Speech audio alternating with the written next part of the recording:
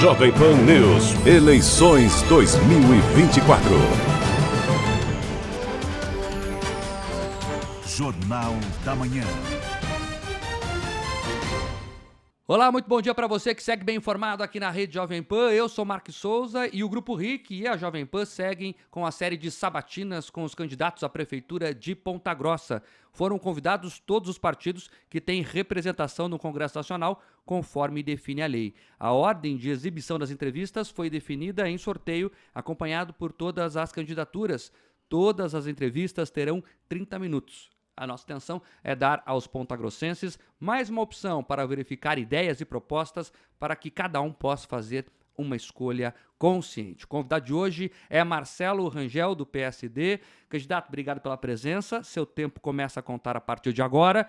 E a primeira pergunta é a clássica. Por que o Marcelo Rangel quer voltar a ser prefeito de Ponta Grossa? Bom, prazer falar contigo, Mark, com os ouvintes da Rádio Jovem Pan. É sempre um prazer falar pela Jovem Pan, né?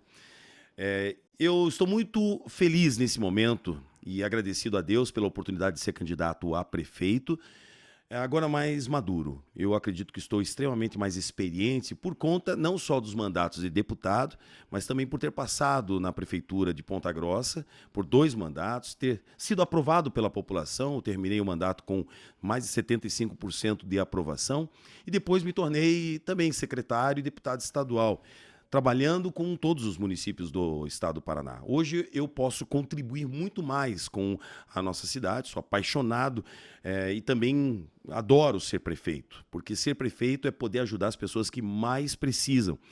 E se você tem vontade de fazer algo e principalmente tem capacitação para isso, você tem que ir em frente. Marcelo, o assunto que os ouvintes mais questionam aqui é a saúde. E aí tem um tema bem espinhoso aqui. Fecharam o pronto-socorro municipal, sabe bem disso. A promessa é que a UPA Santana acabasse atendendo essa demanda. Isso não aconteceu necessariamente. Aí, mesmo com os novos leitos do hospital regional, um hospital faz falta ainda, né? O fechamento do hospital faz falta. Primeiro, você pretende reabrir o pronto-socorro? E segundo, o que fazer para melhorar o atendimento de urgência e emergência aqui em Ponta Grossa? Então, Mark, esse é realmente o tema, o assunto mais comentado em todos os bairros, em todos os lugares, por conta da falta de planejamento. E é exatamente nesse tema que tivemos distanciamento de opiniões do meu grupo com a atual gestão. Começou pelo PAI, o Pronto Atendimento Infantil, que também foi fechado, que ficava ao lado do Hospital da Criança. E depois o pronto-socorro. O pronto-socorro ele tinha um papel fundamental de leitos de retaguarda para as UPAs. Era fundamental ter a estrutura justamente para não acontecer o que acontece hoje, onde as pessoas elas são atendidas na UPA, mas precisam ser transferidas muitas vezes para Prudentópolis, para Campo Largo, para Curitiba. E o pronto-socorro não acontecia isso. Nós deixamos, inclusive, a ala amarela pronta, com 19 enfermarias e 39 leitos, numa parceria com o Poder Judiciário. Nós queremos sim reabrir o Hospital Amadeu Pupi o mais rápido possível. Acredito que nós vamos ter pelo menos 6 a 8 meses para conseguir fazer essa reabertura. E nós queremos também trabalhar com um centro de diagnóstico, que é um outro problema da cidade. As pessoas vão para a UPA por questões de agravamento das doenças crônicas, e aí as pessoas não têm um diagnóstico preciso. Nós não temos um centro de diagnóstico. Então, trabalhar com um hospital-dia e centros e leitos de retaguarda é fundamental para que a gente possa ter a estrutura novamente funcionando. Já fez a conta, sai do orçamento do município, vai pedir ajuda para outros poderes? Como é que você está pensando em fazer isso? Então, Mark, a cidade de Ponta Grossa hoje é uma outra cidade, diferente daquela nossa época. Nós tínhamos um orçamento, iniciamos com 468 milhões, entregamos com 1 bilhão e 100. Hoje está batendo 2 bilhões. 1 bilhão e 700, e se for saúde plena, ultrapassa 2 bilhões.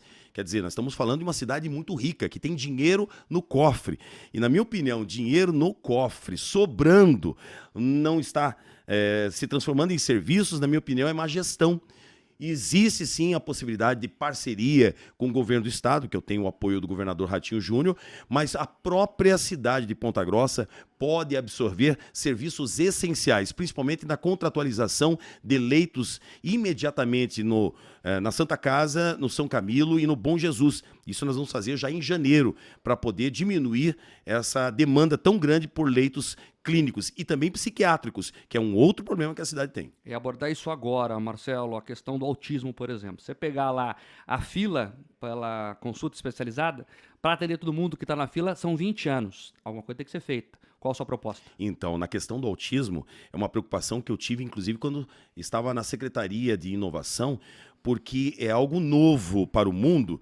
Antigamente, nós tínhamos um autista para cada 1.500 crianças. Hoje, segundo os diagnósticos, temos uma criança para cada 37, 40 crianças. Ou seja, é um problema gravíssimo, mundial. E nós investimos em salas multidisciplinares sensoriais, inclusive aqui próximo a Ponta Grossa, Carambeí, nós investimos nessa sala que funcionou como um ponto de apoio para profissionais, que os professores também têm esse problema com relação a surtos das crianças, a questão da qualificação, nós temos que contratar imediatamente novos técnicos de inclusão para as escolas, que está em falta, Mark, aqui hoje em Ponta Grossa, e eu vi também um projeto muito lindo lá em Camboriú, de um parque sensorial para crianças autistas.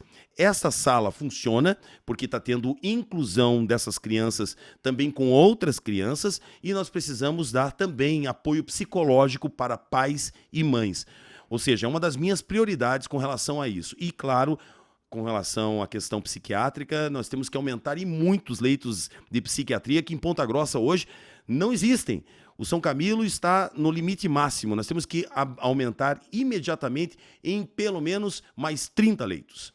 Marcelo, aproveitar que você falou de educação, puxar esse gancho, a educação pública em Ponta Grossa melhorou, 2000 para cá, aumentaram as vagas do ensino infantil, do ensino integral, mas quando a gente olha no dado, o IDEB, por exemplo, está muito diferente do estado.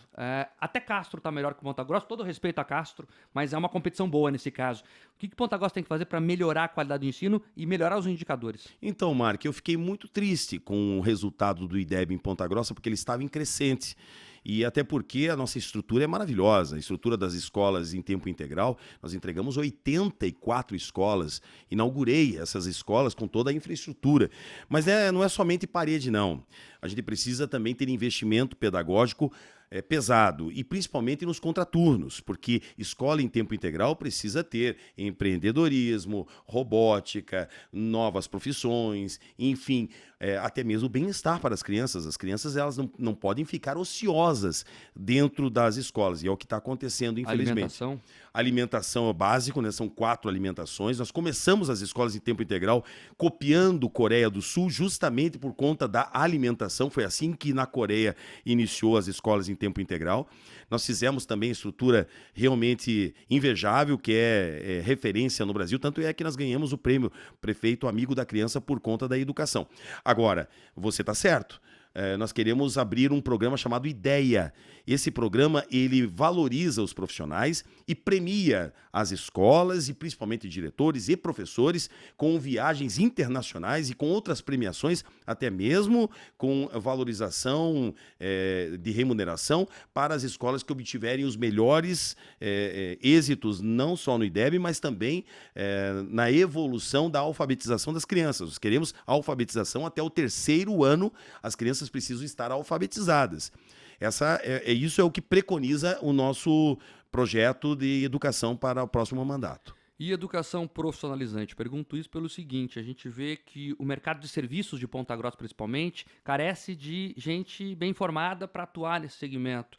Há alguma preocupação? A prefeitura pode atuar nesse sentido? Total, Mark. Esse é o meu ponto forte. Todo mundo me conhece, principalmente pela industrialização que nós tivemos na cidade de Ponta Grossa, a transformação do setor produtivo, comercial da nossa cidade e do empreendedorismo. Ganhamos também o maior prêmio do Brasil como o prefeito empreendedor do país, isso pelo Sebrae. É a maior premiação do país, é de 4 em 4 anos. É o Oscar das prefeituras. Porque qualificação é tudo, é o que transforma a cidade. E principalmente por conta do problema que nós estamos passando com relação à segurança, Mark. A cidade de Ponta Grossa sempre foi a cidade mais pacífica entre as grandes cidades do Paraná. Hoje é a cidade mais perigosa, cidade mais violenta. Temos que mudar imediatamente. Só se consegue isso com qualificação, com empreendedorismo nos bairros, nas comunidades, com esporte, com cultura, com oportunidades para os jovens. Queremos uma agência do trabalhador do primeiro emprego. Por isso que nós temos muita força com os jovens. Nós temos hoje realmente a liderança absoluta nos jovens. Só para complementar, Marcelo, eu ia perguntar isso, porque quando você olha no CAGED, que é o Cadastro de Empregados e Desempregados, Ponta Grossa vai bem, tem recorde de contratação. Mas quando você olha nos mais jovens, o número não é bom. Hoje tem 200 vagas em uma das empresas privadas aqui, 200 vagas abertas por falta de jovens não qualificados na área de tecnologia e de inovação. Nós queremos imediatamente trabalhar com centros de inovação nos bairros, nas comunidades que inclusive têm os maiores problemas de violência, para que a gente possa diminuir essa questão que nos preocupa tanto. Até porque, Mark, a gente já viu que investindo em qualificação, em cultura, em esporte, faz com que os jovens escolham ter uma melhor qualidade de vida e não são aliciados pelo crime organizado.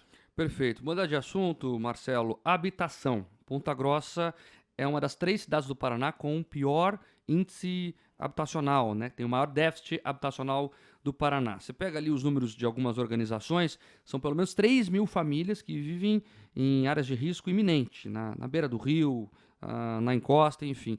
Quando você pega o número maior, são 20 mil que tem algum problema. É um problemão para resolver. Como é que você pensa em tratar essa área? E estava no caminho certo, Marx. Nós tínhamos a Prolar. A Prolar funcionava como a esperança das pessoas mais humildes. E já tínhamos programas, inclusive, de reforma de habitações. Tem muita gente que mora em casebres, casas muito mal cuidadas, assim, de forma desumana. E nós tínhamos um programa até mesmo para a reforma dessas casas, né? E também de terrenos. Tudo em contrapartida com qualificação. Ou seja, a pessoa recebia um terreno e também tinha a obrigação de participar de qualificação, até mesmo para ter uma qualidade de vida melhor no futuro e para toda a família.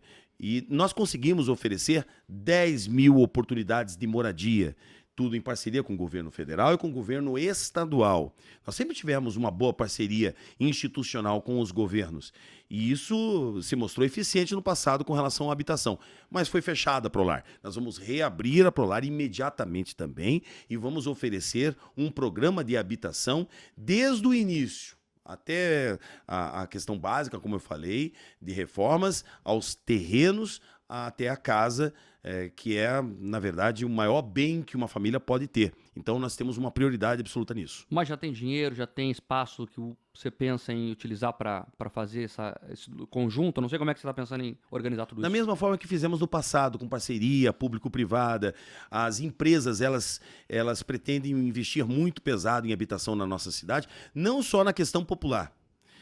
Até porque os programas são bons. Remuneram bem, inclusive, quem está investindo em habitação. E através do governo do estado, as pessoas podem comprar sua casa sem a entrada ainda, o que também é uma grande conquista que nós tivemos ao longo desses últimos anos. Mas também na infraestrutura de médio, da classe média, da classe alta, inclusive, com as construções que mexem na economia da cidade. Veja só, Mark, nós mexemos no plano diretor quando eu fui prefeito em 2013. A cidade de Ponta Grossa tinha limitações, voltaram as limitações. Eu não entendo por quê. Eu não consigo entender a cabeça de alguns técnicos que proíbem construções acima de 9 andares. A cidade precisa ser aberta para a construção civil, porque cada prédio, cada construção, cada condomínio social é uma nova indústria, porque nós temos vários empregos e também, é claro, mexe na economia local. Para a gente entender o teu mapa da cidade, você vê aqui, nós estamos no bairro Larias, aqui onde fica a sede da Jovem Pan. É uma área que tem muitos prédios, grandes prédios. Que outra área de Ponta Grossa poderia verticalizar também? Olha, eu acredito que a cidade toda pode verticalizar. Claro, obedecendo às questões ambientais com relação a estacionamentos. Isso tudo foi previsto na minha época quando eu trabalhei na prefeitura. Nós podemos aumentar o potencial construtivo da cidade. Hoje nós temos um edifício que vai ser o maior ou pelo menos um dos maiores do Paraná, de 53 andares, sendo construído. Ele começou na nossa época. Agora, nós temos que acelerar as construções. E nós temos um projeto, inclusive, que oferece benefícios para as empresas, para quem investir em construção civil e entregar o bem já pronto para a moradia. Aí acelera a construção civil da cidade, porque hoje os prédios começam, são vendidos na planta, mas demoram 2, 3, 5 anos, às vezes 10 anos para serem entregues. Nós queremos acelerar para 1 ano, 1 ano e meio, 2 anos, e ele já tem a oportunidade de entrega do bem. Outro tema que tem tudo a ver com isso são as ruas. É a segunda reclamação aqui na rádio, Marcelo. A primeira é a saúde, a segunda são os buracos. Como é que vai se avançar na pavimentação de Ponta Grossa? Hoje eu recebi um questionário, inclusive da Rede Globo, e o questionário dizia o seguinte: você priorizaria a pavimentação nos bairros em detrimento da manutenção no centro da cidade? Eu não concordei com até mesmo esse questionamento, porque uma prefeitura precisa fazer gestão da cidade como um todo. Claro que tem que ter priorização nos bairros, nas comunidades que precisam de infraestrutura, até mesmo para fazer com que o bairro se transforme numa pequena cidade, onde o comércio se desenvolva. E quando se tem pavimentação, muda-se completamente a estrutura daquela região. Mas o centro também é importante. Nós temos que trabalhar com as questões de logística, questões viárias, com planejamento. O que falta hoje em Ponta Grossa, me parece, é essa questão do planejamento. Dá a impressão que alguém lá está na frente de um computador, não sei nem se é computador ou se é uma folha de papel, e está dizendo assim, ó, nós vamos mudar a mão dessa rua e vamos alterar isso, vamos colocar um sinaleiro aqui. Eu acredito que hoje, com as ferramentas tecnológicas que nós temos, só de Waze Analytics, a gente pode fazer uma estruturação com inteligência artificial de todo o planejamento urbano da nossa cidade de Ponta Grossa. Ou seja, pode-se ter uma gestão mais eficiente em todas as áreas, tanto nas comunidades mais distantes como também no centro. Marcelo Rangel, candidato do PSD à Prefeitura de Ponta Grossa. Marcelo, falar um pouco de política, e é inevitável perguntar aqui o seu rompimento com a Elizabeth Schmidt. Na última eleição, você pediu votos para ela, foi decisivo, inclusive, na avaliação de muita gente. Aí vocês romperam, e agora você se coloca contra ela. Ela reclama até que você tomou o partido dela, ela teve que procurar um outro partido. O que aconteceu de fato? Então, Mark, olha, nós já estamos praticamente chegando à reta final da eleição e essa pergunta ela é recorrente. E eu já expliquei por diversas vezes que nós temos diferentes personalidades. E eu, acima de tudo, sou eleitor. Então, como eleitor, tinha a esperança de que os nossos projetos continuassem. Mas os nossos projetos eles foram descontinuados. Começar pelos programas sociais, na questão aqui do Centro de Deficientes. Todos os grandes projetos que nós realizamos de fisioterapia para os deficientes, a musicoterapia, as danças sem limites, os projetos sociais nos bairros, eles foram descontinuados. Os grandes projetos que tinham a nossa assinatura, como o Lago de Olarias, o segundo lago está abandonado, o aeroporto também, infelizmente, conseguimos os recursos, mais de 35 milhões, e também foram descontinuados. O pronto-socorro que foi fechado e a cobrança muito grande ao eleitor Marcelo Rangel. As pessoas me cobravam, mas peraí, você nos pediu o voto. Eu falei, eu pedi voto porque também tinha esperança, acima de tudo, como cidadão. Mas, infelizmente, as decisões foram outras. E é claro que eu não posso errar 2 vezes como eleitor. Eu ia perguntar se você considera um erro ter pedido voto para ela na eleição passada. Não imaginava que seria um erro, mas hoje tenho certeza absoluta de que não foi a decisão mais acertada. Marcelo, mas vamos lá. Você, claro, é um eleitor, mas ela foi sua vice. Você conhecia bem ela. Conhecia mesmo. E o que aconteceu? Então, não só conhecia como vice, eu escolhi ela por 4 vezes. Né? Na verdade, eu a convidei para ser minha secretária, convidei para entrar no nosso partido PSD, que, aliás, inclusive, conversou com ela. O governador conversou com ela de maneira republicana, mas ela já tinha uma outra opinião. Né? Ela já estava num outro grupo. O nosso grupo continua o mesmo. Que outro grupo é esse, na sua opinião? O grupo dela? É um grupo que ela fez, inclusive com muitos do PT. Porque ela abriu espaço para a Secretaria de Esportes, as questões administrativas ficaram com um grupo mais ligado à esquerda. Isso foi nos afastando, mas principalmente com relação a opiniões, com relação à personalidade, a questão relativa a servidores públicos. Eu sempre falo o seguinte, servidor público precisa ser tratado com muito carinho. não pode, em hipótese nenhuma, ser pressionado por questões políticas. Eu nunca fiz isso. Hoje, infelizmente, isso não acontece. Hoje, a prefeitura ela trabalha principalmente nessa pressão, não só com cargos comissionados, com cargos efetivos, que são muitas vezes obrigados a segurarem bandeiras, a colocarem adesivos, porque se não colocarem adesivos, são, de repente, desligados imediatamente. Isso falta tato, humanidade e principalmente a questão da gestão pública democrática para respeitar a opinião de todos. Tem uma lenda urbana sobre esse assunto, que você rompeu com ela por causa de uma árvore, do corte de uma árvore, isso é verdade? Isso viralizou na cidade toda por conta de uma simbologia. Foi um símbolo que eu ofereci. Quando você respeita a opinião das outras pessoas, respeita a vida das pessoas, você certamente vai respeitar também todas as conquistas dessa pessoa, independente se ela é uma pessoa humilde ou se ela é uma pessoa de posses. E uma pessoa humilde, ela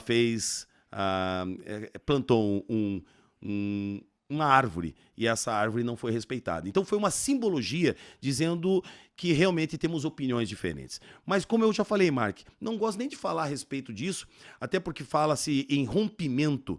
Eu não sou de falar mal de ninguém, as pessoas que me conhecem sabem que eu trabalho mais com propostas, é o meu jeito de trabalhar, as pessoas me conhecem, não é de hoje, sabem que estou mais maduro, mais preparado, mas, acima de tudo, respeitando democraticamente todos os outros candidatos, tem opiniões bem diferentes, não só da atual gestão, mas também dos candidatos da esquerda, porque tem 2 candidatos da esquerda que também estão concorrendo e a gente não pode esquecer deles. Eu ia perguntar sobre isso. Você é um aliado do governador Ratinho Júnior, mas queria perguntar só a relação com o presidente Jair Bolsonaro. Você se considera o candidato do Bolsonaro em Ponta Grossa também?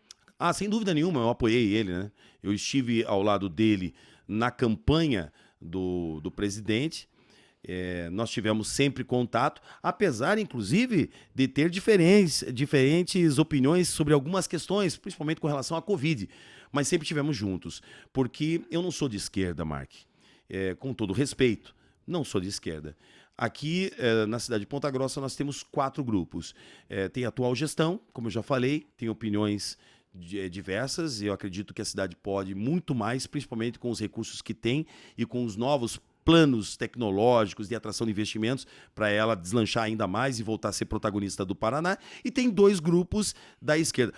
Temos mais um outro candidato, não posso também, em hipótese nenhuma, esquecer, são 5 candidatos, mas o 5º candidato, ele entrou agora, então peço desculpas. Mas os outros 2 candidatos são ligados à esquerda, um é ligado diretamente ao presidente Lula.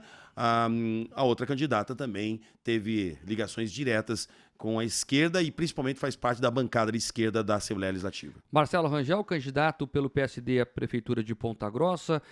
Candidato, o senhor é deputado também. A atual gestão reclama que foi abandonada, que ninguém mandou dinheiro para cá. Ela chora muito sobre isso. Isso é verdade? Você não mandou nenhuma emenda? Eu queria entender isso. Qual foi a sua parceria com Ponta Grossa mesmo na secretaria e no mandato de deputado estadual? Olha, eu falo isso com dor no coração porque a ingratidão, ela dói. E quando se tem ingratidão, principalmente por tudo que foi feito pela cidade de Ponta Grossa, foram inúmeros viadutos, inclusive onde nós tivemos participação direta, não só com as questões das emendas, mas participação direta nas conquistas do governo do estado. Por onde você anda, Mark? Você que é de Curitiba, se você andar aqui na cidade, você vai ver as placas do governo do estado em Paraná em obras de pavimentação, foram 60 milhões em pavimentação. Só eu destinei 3 milhões para a UPA, 3 milhões para o pronto-socorro, só aqui para Ponta Grossa, na educação, nas escolas, nós anunciamos 3 escolas, chegando a quase 100 milhões de investimentos. O Sandro Alex fez investimento nas obras de infraestrutura mais importantes da história de Ponta Grossa.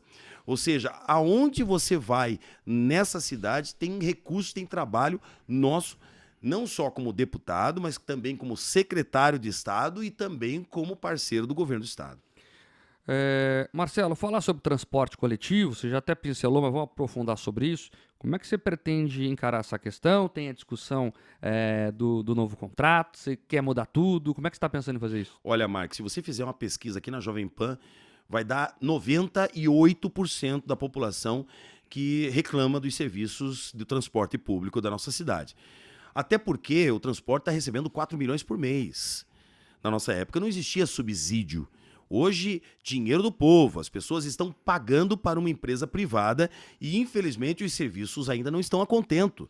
Os cortes de linhas estão acontecendo praticamente todos os meses.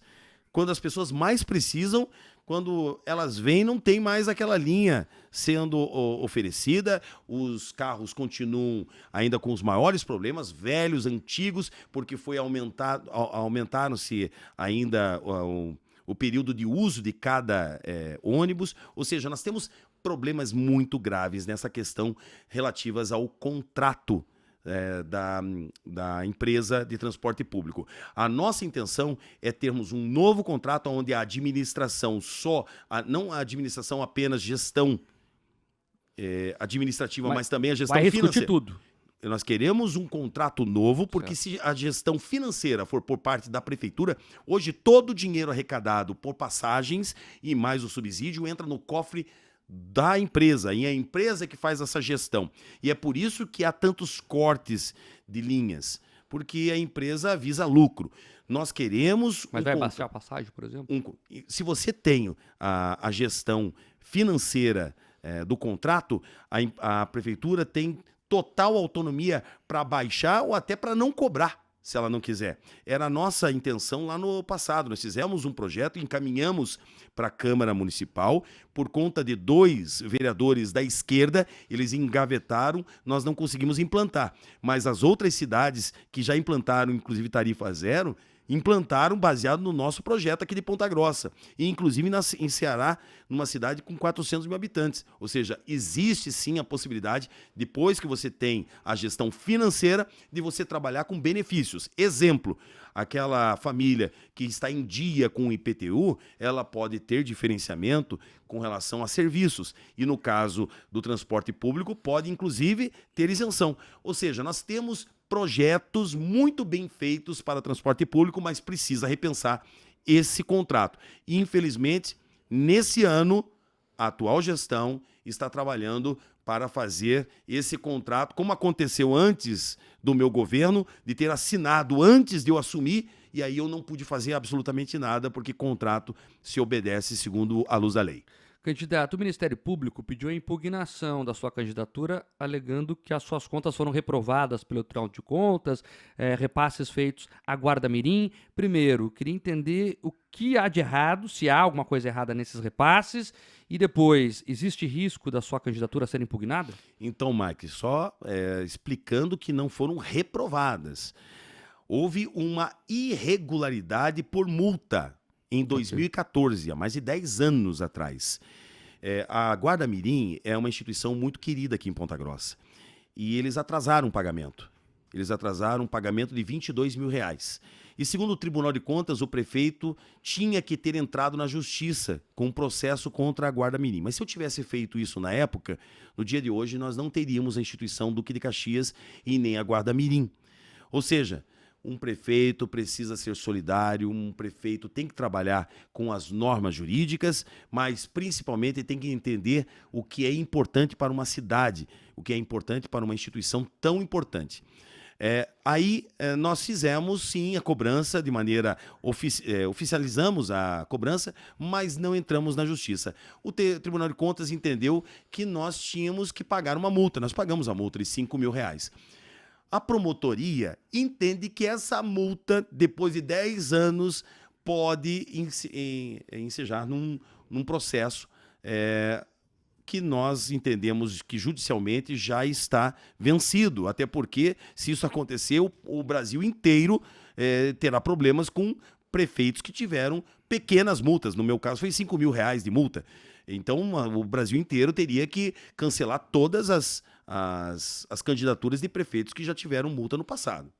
Perfeito. Marcelo, para terminar a reta final da entrevista, infraestrutura, principalmente na atração de indústrias. São poucos terrenos hoje que têm ali acesso à rodovia de pista dupla e que tem o gás encanado, que é muito importante. Dá para avançar nessa área? Muito.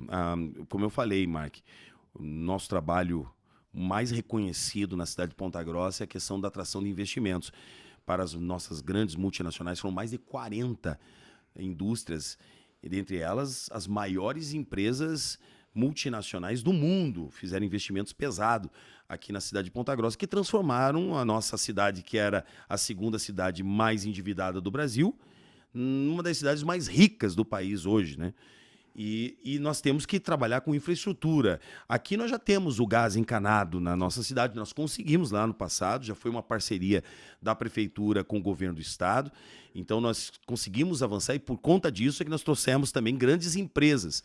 Mas não só isso, na questão da segurança pública também, na questão da qualificação e também no trabalho de atração de investimentos tecnológicos, porque hoje as indústrias tecnológicas, elas são menores, elas empregam muito mais e elas têm lucros fenomenais. Esse é o novo mundo e nós entendemos disso, então nós vamos atrair mais investimentos através de novas infraestruturas. Aqui em Ponta Grossa vamos ter o Centro Tecnológico, onde a gente vai poder atrair novas Big Techs para o estado do Paraná, para a nossa cidade, com toda a infraestrutura necessária e principalmente qualificação de pessoal. Para fechar, Marcelo, o tempo está acabando, queria falar do Mercadão. Foi demolido lá, está um vazio urbano, o que fazer com aquela região toda? O novo mercado municipal, parceria público-privada, só que agora nos novos moldes, mudou a legislação da nossa época para cá. E lá naquela região nós vamos abrir um centro de operações especiais da Polícia Integrada, unindo Polícia Civil, Polícia Militar, a Guarda Municipal. Eu vi isso fora do país, sabe, Mark? É uma grande praça onde teremos o prédio das polícias integradas, onde as pessoas vão ter um local de lazer, de bem-estar, lindo no centro da cidade, mas que será extremamente funcional por conta das polícias, que é um grande problema da cidade com relação à violência, e estará muito bem localizada com a logística preparada, inclusive para escoamento para os bairros. Candidato, o senhor tem mais um minuto para falar com os pontagrossenses. Olha, eu quero agradecer à Jovem Pan, muito obrigado pela oportunidade. Eu estou aqui como um cidadão comum, um cidadão pontagrossense que ama essa cidade e que foi eleitor e que está pensando em fazer uma mudança de futuro, uma mudança para a cidade, uma mudança sem demora, uma mudança que seja para já. E através da experiência isso pode acontecer. Como eu falei, são 4 grupos, 2 grupos da esquerda, o grupo atual da gestão e o nosso grupo que já foi testado, foi aprovado e que agora pode oferecer um serviço melhor, eu acredito, para a nossa cidade com muita humildade, pedindo apoio principalmente dos jovens, do primeiro emprego, das pessoas da melhor idade. Nós não falamos aqui do Hospital do Idoso, que será no Hospital Universitário, e com o apoio do governador, também do apoio do ex-presidente, enfim, do nosso time, nós vamos fazer uma cidade mais moderna e com mais oportunidades para todo mundo. Candidato, obrigado pela entrevista e amanhã a gente volta com mais um entrevistado nessa sabatina especial, nessa série de sabatinas especiais aqui dos candidatos da Prefeitura de Ponta Grossa. Até lá!